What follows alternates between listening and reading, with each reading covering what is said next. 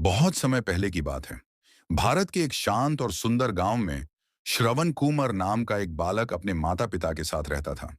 गांव छोटा था, लोग साधारण जीवन जीते थे और चारों ओर हरियाली फैली हुई थी। श्रवण कुमार का परिवार बहुत गरीब था, लेकिन उनके घर में प्रेम, संस्कार और संतोष की कोई कमी नहीं थी। श्रवण कुमार के माता पिता बूढ़े और नेत्रहीन थे। वे दुनिया को देख नहीं सकते थे, इसलिए हर काम के लिए अपने बेटे पर निर्भर थे। लेकिन श्रवण कुमार ने कभी इसे बोझ नहीं समझा। वह अपने माता पिता को भगवान के समान मानता था। उसके लिए उनकी सेवा ही सबसे बड़ा धर्म था। हर सुबह सूरज निकलने से पहले वह उठ जाता। सबसे पहले वह अपने माता पिता के चरण छूता और उनका आशीर्वाद लेता। फिर वह घर की सफाई करता, पानी भरता, भोजन बनाता और अपने माता पिता को अपने हाथों से खाना खिलाता। उसके बाद वह जंगल में लकड़ियां काटने जाता। कई बार वह दूर दूर तक पैदल चलता ताकि ज्यादा लकड़ियां ला सके और उन्हें बेचकर घर का खर्च चला सके। गांव के लोग उसकी सेवा भावना देखकर हैरान होते थे।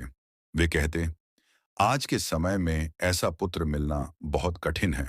छोटे बच्चे भी उससे प्रेरणा लेते थे। श्रवण कुमार हमेशा विनम्र रहता और कहता, माता पिता की सेवा से बड़ा कोई पुण्य नहीं। एक दिन शाम को उसके माता पिता घर के बाहर बैठे थे। ठंडी हवा चल रही थी और मंदिर की घंटियों की आवाज दूर से सुनाई दे रही थी। तभी उसकी मां ने धीरे से कहा, बेटा, हमारी एक इच्छा अधूरी रह गई है। श्रवण कुमार तुरंत उनके पास बैठ गया और बोला, मां, बताइए आपकी क्या इच्छा है। मैं उसे जरूर पूरा करूंगा। उसके पिता ने कहा, हम जीवन में एक बार पवित्र तीर्थों के दर्शन करना चाहते थे। हम गंगा स्नान करना चाहते थे, मंदिरों में भगवान के दर्शन करना चाहते थे, लेकिन अब हमारी उम्र और अंधत्व के कारण यह संभव नहीं लगता।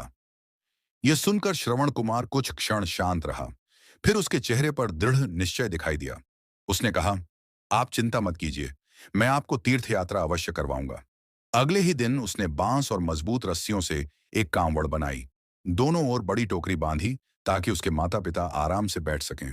उसने उन टोकरियों में नरम कपड़े और घास रखी ताकि यात्रा में उन्हें तकलीफ न हो। जब यात्रा शुरू हुई तो गांव के लोग उन्हें विदा करने आए। सभी की आंखों में सम्मान था। कुछ लोगों ने कहा, इतनी लंबी यात्रा करना आसान नहीं है। लेकिन श्रवण कुमार मुस्कुराया और बोला, जब माता पिता का आशीर्वाद साथ हो तब कोई रास्ता कठिन नहीं होता। यात्रा शुरू हुई। श्रवण कुमार अपने कंधों पर कांवड़ उठाकर धीरे धीरे आगे बढ़ता गया। रास्ते में घने जंगल आए, ऊंचे पहाड़ आए, नदियां और पथरीले रास्ते भी आए। कई बार तेज धूप उसके शरीर को जला देती, तो कभी बारिश उसके कपड़ों को भिगो देती, लेकिन उसने कभी हार नहीं मानी। रास्ते में जब भी उसके माता पिता थक जाते, वह उन्हें आराम करवाता, उनके पैरों को दबाता, उन्हें पानी पिलाता और फिर आगे बढ़ता। वह खुद भूखा रह जाता, लेकिन अपने माता पिता को कभी भूखा नहीं रहने देता था। कई गांवों में लोग उनकी सेवा देखकर भावुक हो जाते। लोग उन्हें भोजन देते, पानी देते और रात में ठहरने की जगह भी देते। साधु संत उसे आशीर्वाद देते और कहते, तुम्हारी भक्ति और सेवा अमर होगी। एक बार वे एक बड़े जंगल से गुजर रहे थे। रात हो चुकी थी। चारों ओर अंधेरा था और जंगली जानवरों की आवाजें आ रही थीं। उसके माता पिता डर गए। तब श्रवण कुमार ने कहा, डरिए मत, मैं आपके साथ हूं। उसने पूरी रात जागकर पहरा दिया ताकि उसके माता पिता आराम से सो सकें।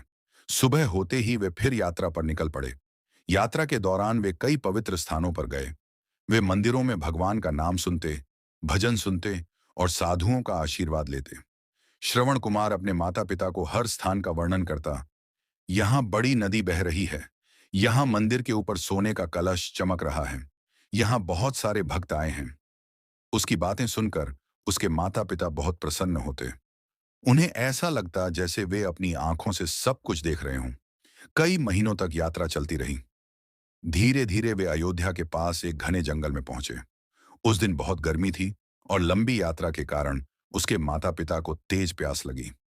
उसकी मां ने कहा, बेटा, अगर पास में पानी हो तो थोड़ा पानी ले आओ। श्रवण कुमार तुरंत एक घड़ा लेकर पानी खोजने निकल पड़ा। थोड़ी दूर जाने पर उसे नदी की आवाज सुनाई दी। वह खुश हो गया और जल्दी से पानी भरने लगा। उसी समय अयोध्या के राजा दशरथ जंगल में शिकार करने आए हुए थे। वे शब्द सुनकर निशाना लगाने में बहुत कुशल थे। नदी के पास घड़ा भरते समय जो आवाज हुई, उसे सुनकर उन्हें लगा कि कोई हिरण पानी पी रहा है। उन्होंने बिना देखे तीर चला दिया। तीर सीधा श्रवण कुमार को जाकर लगा। वह दर्द से चिल्ला उठा और जमीन पर गिर पड़ा। आवाज सुनते ही राजा दशरथ घबराकर वहां पहुंचे। जब उन्होंने देखा कि उनका तीर एक निर्दोष युवक को लगा है, तो वे बहुत दुखी हुए। उन्होंने तुरंत श्रवण कुमार को उठाया और बोले, पुत्र, मुझसे बहुत बड़ा अपराध हो गया, मुझे क्षमा कर दो। श्रवण कुमार दर्द में भी शांत था। उसने धीमी आवाज में कहा, राजन, मुझे अपने जीवन की चिंता नहीं है। मेरे बूढ़े माता पिता प्यासे हैं और मेरा इंतजार कर रहे हैं। कृपया उन्हें पानी पहुंचा दीजिए। यह सुनकर राजा दशरथ की आंखों में आंसू आ गए। उन्होंने पानी का घड़ा उठाया और श्रवण कुमार के माता पिता के पास पहुंचे। उनके माता पिता ने कदमों की आवाज सुनकर कहा, बेटा, इतनी देर क्यों लगा दी? क्या तुम पानी ले आए? राजा दशरथ कुछ क्षण चुप रहे, फिर कांपती आवाज में बोले, मैं आपका पुत्र नहीं हूं। मैं अयोध्या का राजा दशरथ हूं। मुझसे गलती से आपके पुत्र को तीर लग गया। यह सुनते ही दोनों माता पिता के हाथ कांपने लगे। उनकी आंखों से आंसू बहने लगे। वे बोले, हमारा बेटा कहाँ है? हमें उसके पास ले चलो। राजा दशरथ उन्हें उस स्थान पर ले गए जहां श्रवण कुमार पड़ा था। अपने बेटे को अंतिम सांसें लेते महसूस करके वे टूट गए। श्रवण कुमार ने अपने माता पिता के चरण छुए और कहा, मुझे क्षमा कर दीजिए कि मैं आपकी सेवा पूरी जिंदगी नहीं कर पाया। इतना कहकर उसने अपने प्राण त्याग दिए। उसके माता पिता जोर जोर से रोने लगे। उन्होंने कहा, हमारा बेटा ही हमारी आंखें था, वही हमारी दुनिया था। दुख और पीड़ा में उन्होंने राजा दशरथ को श्राप दिया, जिस प्रकार आज हम पुत्र वियोग का दुख सह रहे हैं, उसी प्रकार एक दिन तुम्हें भी अपने प्रिय पुत्र से बिछड़ने का असहनीय दुख सहना पड़ेगा।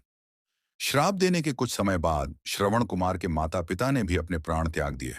राजा दशरथ यह घटना कभी नहीं भूल पाए। वर्षों बाद जब रामा को वनवास जाना पड़ा, तब उन्हें वही श्राप याद आया। पुत्र वियोग का दुख इतना गहरा था कि उनका हृदय टूट गया और अंत में उन्होंने भी अपने प्राण त्याग दिए। श्रवण कुमार की कहानी आज भी भारत में माता पिता की सेवा का सबसे बड़ा उदाहरण मानी जाती है। बच्चे यह कहानी सुनकर सीखते हैं कि माता पिता का सम्मान करना कितना महत्वपूर्ण है। ये कहानी हमें सिखाती है कि सच्ची पूजा केवल मंदिरों में नहीं, बल्कि अपने माता पिता की सेवा, प्रेम और सम्मान में भी होती है।